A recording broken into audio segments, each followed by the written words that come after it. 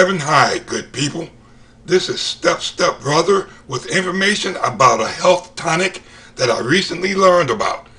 In our hidden radioactive reality, the sooner that you learn that you should be actively protecting yourself and loved ones from danger by actively implementing countermeasures, the healthier that you'll be in the long run. Before I get to the main topic, I'm asking for a favor.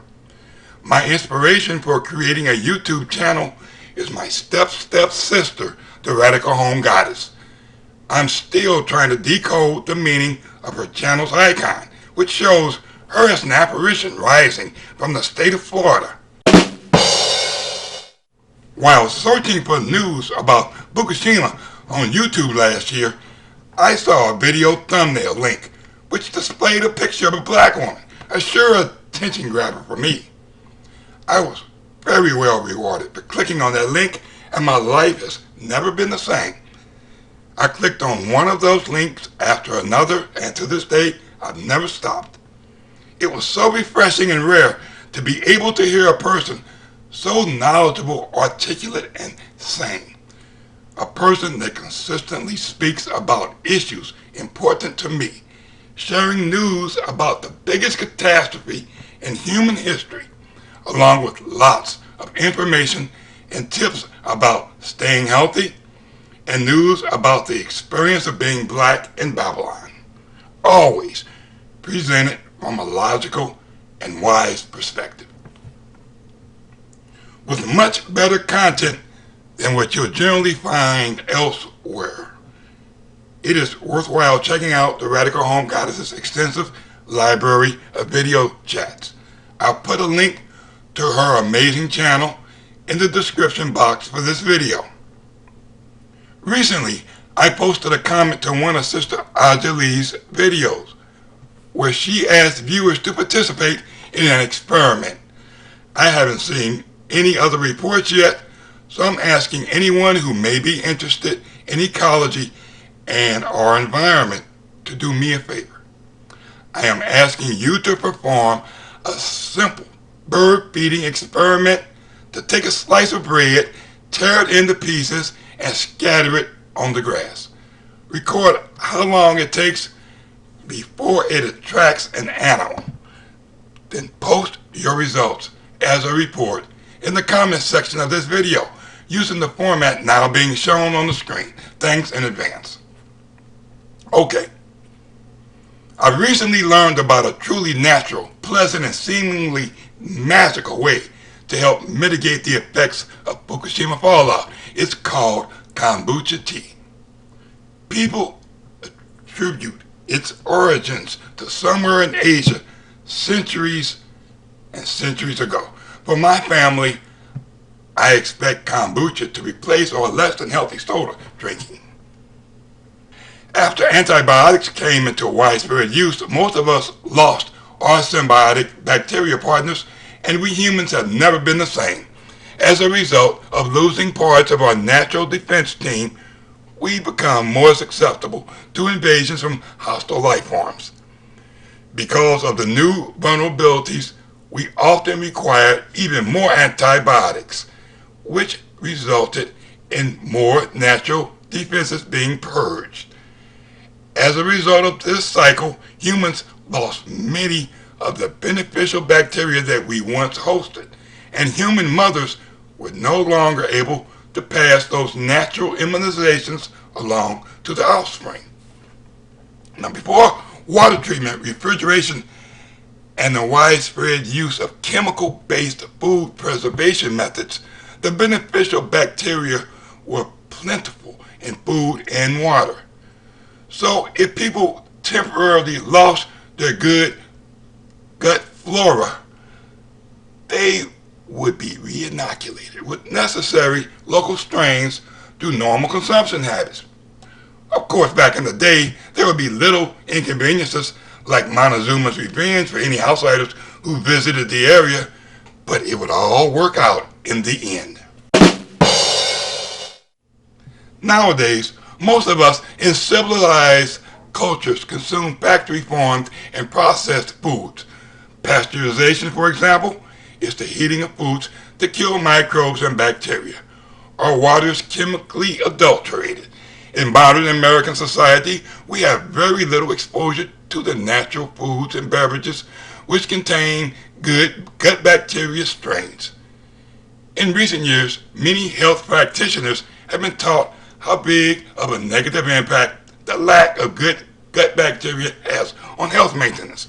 I'm sure that you've noticed the increased marketing of the probiotic foods and supplements. For example, TV advertising promotes the idea that some beneficial bacteria strains can be acquired by eating active cultured yogurt. I'm sure the mega soft drink corporations are jealously eyeing that average $3.50 retail price for a single pint bottle of kombucha that costs so little to produce. But the brewing process is so organic that I doubt if big business will ever bother going there. However, the big money is responding to consumer demand. Last week in the supermarket, I saw a new product, cartons of a probiotic drink made with 10% fruit juice. That's just the type of processed food that big business can relate to producing, and normally I'd expect to see more and more imitators. But I know it looks like you're going to need some big money to sell in that market. So after a lifetime of indoctrination that bacteria are bad for us, when I first learned about the probiotics, I must admit, it caused me a bit of cognitive dissonance. On many kombucha bottle labels, you'll see all types of strange and intimidating scientific names in the ingredients list. I just hope that none of those organisms are genetically modified. Instead of listing the microorganisms by weight, there's usually a count of the number of the probiotic life forms. On the labels, you'll also often see some reference to beneficial enzymes, polyphenols, B vitamins, and various amino acids such as glucuronic that are contained in the kombucha. Before the advent of refrigeration, fermentation was a common method used to preserve many foods. Combinations of dehydration, smoking, and salting were other preservation methods. But unless one lived on the Arctic tundra, only a fermentation process would allow moist foods and drink to be kept for very long. There have been many food preservation techniques developed over the centuries, and adherents of traditional cultural cuisines have observed many of the practices. I think that most people used to drink milk directly from animals, a practice that has all but died out. But many of these fermented foods that are still around provide significant health benefits. Some of kombucha's beneficial health effects are very similar to those attributed to apple cider vinegar, but it tastes much better. Even though kombucha is just as acidic as beer, somehow it makes the human body alkaline. I'm not a physiologist and don't have a clue about how the acid neutralization works, so I'll have to go with kombucha is magic. Kombucha does not cure any disease. It helps improve health. It provides antioxidants, reduces headaches and migraines, reduces candida infestations, improves digestive functions, reduces blood pressure, relieves arthritis and joint pain, improves immune response, and promotes weight loss, among other benefits. Most important to me are kombucha's anti-cancer and anti-radiation properties. European research on Chernobyl accident victims indicates that kombucha provides some protection from cancer. It also works as a radiation and heavy metal toxin chelator. Notice how kombucha is always sold in glass and never in plastic. Kombucha will suck toxins right out of plastic and become contaminated. Through extensive testing in Russia, kombucha has been proven to be an effective overall detoxifier through the binding of the beneficial organic acids in the kombucha to toxins present in the body. Once tightly bound to the organic acids, the toxins are then delivered to the kidneys for excretion. Besides for liposomal vitamin C, this is the only available metabolized ingestible that I know of that is simultaneously anti-cancer and anti-radiation. Even though kombucha is a seriously good tonic, in my opinion, consuming more than a pint a day is a waste. I believe that enjoying a cup in the morning and another in the evening is a good practice. The word SCOBY is an acronym for the symbiotic culture of bacteria and yeast that is necessary to produce kombucha tea. Basically, if one were to drop one of these congealed globs of yeast and bacteria into some sweet tea, a couple of weeks later, out comes kombucha. Before a few months ago, I'd never heard of a SCOBY. If I'd seen one in a fermentation jar, I'd have thought it to be a sci-fi movie prop. When kombucha is made, a new SCOBY forms as a scum on the top of the tea. It's soft and mushy, yet surprisingly tough.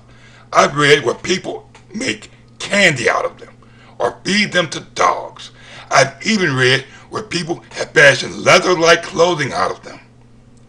Since the word "and" is just as much a part of the description for the glob of probiotic organic matter as is the word "or," I often do wonder, why isn't the culture conglomeration referred to as a SCOBY? Right here, I was originally going to present a brewing diary along with photos of my first batch, but I decided to make a separate follow-up video detailing my brewing method. So in place of my diary, this is a graphic which shows most of the items that I use to make booch. Most are common kitchen items, and you might already have everything needed but a SCOBY. I purchased my SCOBY from a seller on Amazon, but one can be made in a few weeks from a bottle of booch. There are 2 videos contained in my Kombucha 101 playlist that'll show you how to make a SCOBY. So far, I've finished brewing 4 batches, and the 5th will be finished in a few days.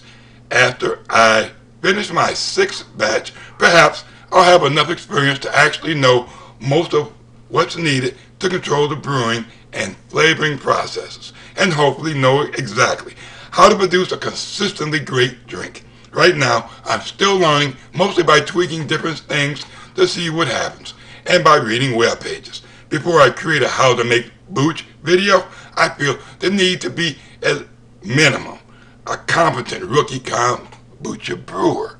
That way, I can share real experience. In my opinion, homemade booch tastes significantly better than the retail products, maybe because it's fresher. Each brewed 1-gallon batch yields 7 16-ounce bottles, with the remainder of the kombucha used to start the next gallon batch. Because flavoring kombucha is done at the time that it is bottled, each of the 7 bottles can be a different flavor. I just performed some experiments to learn what effect that the burping of fermenting kombucha bottles has on its effervescent qualities. I'd also been wondering about the interaction between kombucha and another Fukushima fallout countermeasure, colloidal silver. Although it can be used and actually works, it is not the best idea to use colloidal silver to brew kombucha, because it adversely affects the yeast and the quality of a newly generated SCOBY. However, once the kombucha has been brewed, then adding colloidal silver does not harm the probiotic content of kombucha one little bit. And together they create an even better health tonic. At this point, kombucha has become my strong favorite among the 13 countermeasures for Fukushima fallout and its effects. If you have any unanswered question about kombucha tea, kindly post in the comments section and I'll do my best to answer. I'm most interested in fielding questions that I haven't seen answered elsewhere, ones I haven't already planned to discuss in my upcoming How to Make Booch video.